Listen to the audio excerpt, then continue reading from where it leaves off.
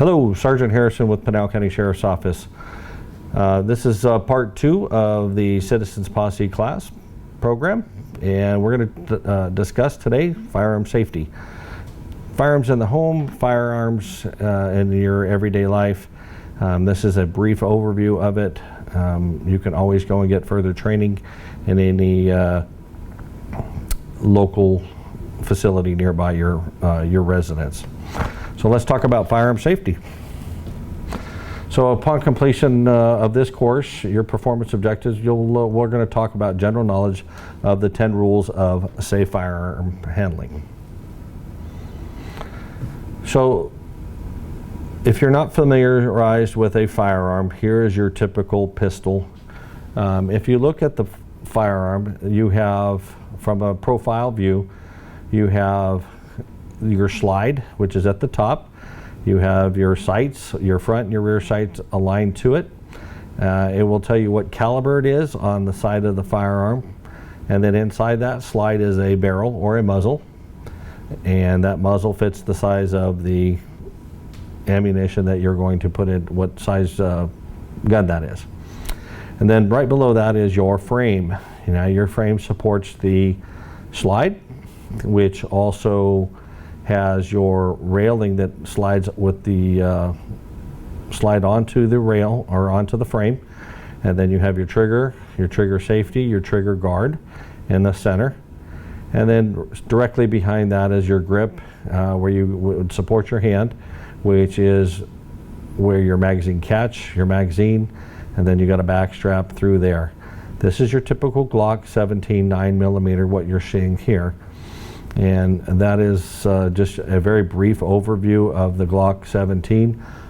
All of the Glock series are all the same.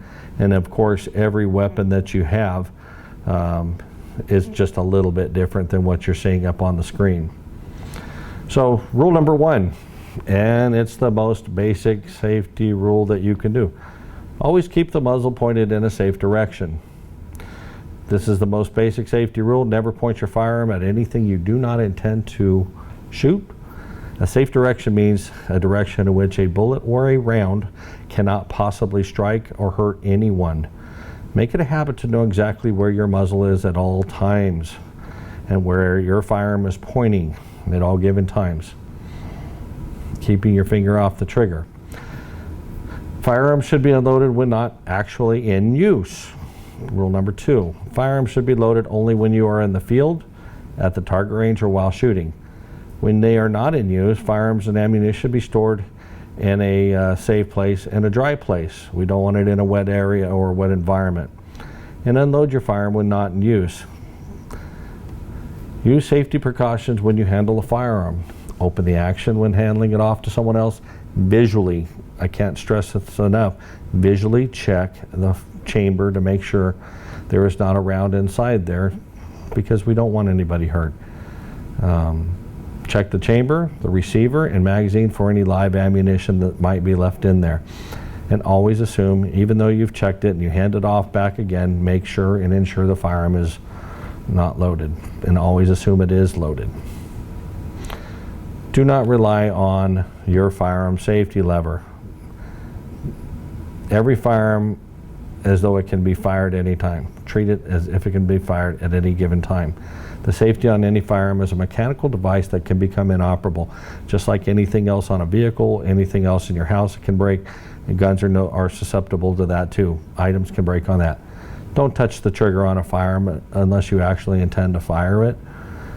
And never rest a loaded firearm against any object. Should that firearm fall to the ground and discharge, that firearm could go off and potentially hurt or kill somebody, and we don't want that. Be sure your target and know what is beyond it. No one can call a bullet back or a round back. It just doesn't happen. Once it's out of that firearm and goes down range, you can't call it or say it can come back. Don't fire unless you know exactly where your bullet is going to strike. Most of us go to the range and shoot paper targets. Some go hunting, some do that, but you're always intending to know what you're going to shoot, and be careful and be safety about doing that. Just food for thought, even a small .22 short round bullet can travel over 1.25 miles with a high velocity cartridge. 1.5 miles, that's a long way. Okay, so be careful on that. Using correct ammunition. Improper or correct ammunition can destroy a firearm or cause serious personal injury. Looking at the slide that you see on the screen, you see where that slide came apart from the frame. I'm sure whoever was beyond that, I'm sure their hand hurt or was probably caused some serious personal injury to that person. So, you know, if you're going to buy ammunition or reloaded magazine or ammunition, make sure you buy it from a reputable person and a reputable dealer, and make sure it's that size for that specific firearm that you're going to be shooting it out of. Be sure the ammunition matches the specifications contained within the firearm instruction manual. Do not use improper reloads or ammunition made from an unknown component. Don't experiment if you don't think it's going to work. You're probably going to destroy the firearm or potentially hurt yourself or somebody else. Number 6, if your firearm fails to fire when the trigger is pulled, handle it with care. Occasionally a cartridge, a bullet, or a round may not fire when the trigger is pulled. Should this occur, keep the muzzle pointed in a safe direction, then carefully open the action, unload the firearm, and dispose of the cartridge in a safe manner. If you are on the range and you have a range safety officer, let them know so that they can assist you while you have other patrons around you shooting at a range, so that you don't injure them or injure yourself. Anytime there's a cartridge in the chamber, your firearm is loaded and ready to fire. If you fire a round or a bullet and it did not go off, it could go off at any time. Therefore, make sure your muzzle is pointed in a safe direction at all times, and don't pull the trigger or start banging it until you are safe to do so, and try to remove that or extract that round out of that firearm safely in a safe direction. Reverting back to rule number 1, watch your muzzle. Number 7, always wear eye and ear protection when shooting. All shooters should wear eye protection, shooting glasses, and hearing protection while shooting. Looking at the various types of hearing protection, you have up on the screen, you'll see glasses that wrap around your eyes. That's to protect you from any rounds that might hit you through the side. You have orange lenses, you have yellow lenses, all good products for shooting.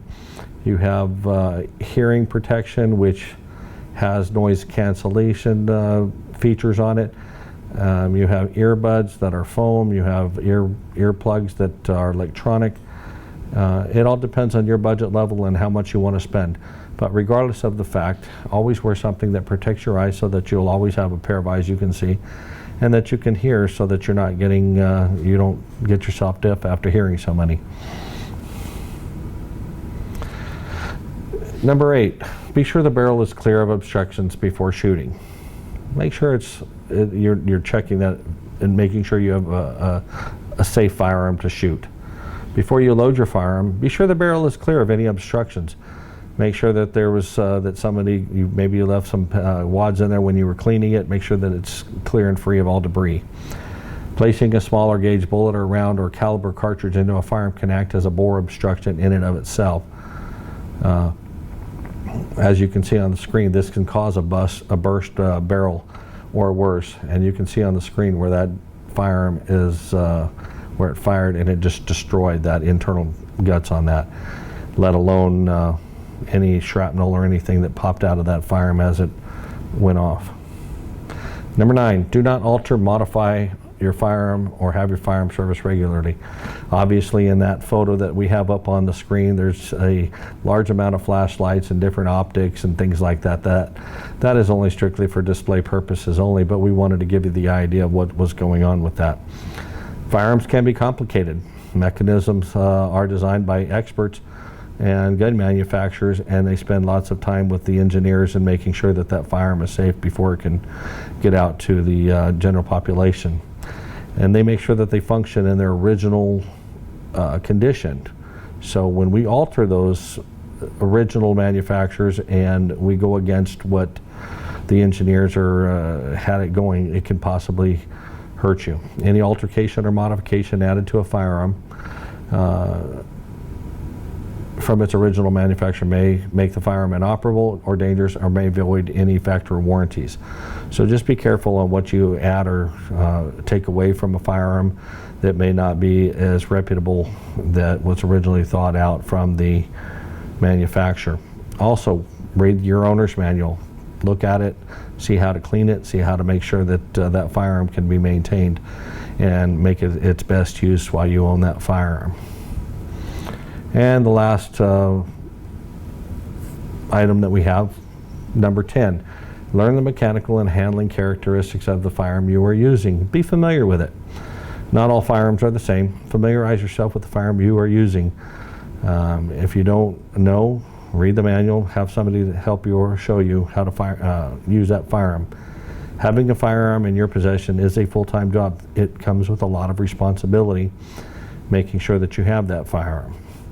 Do not use a firearm without a complete understanding of its characteristics and safe use.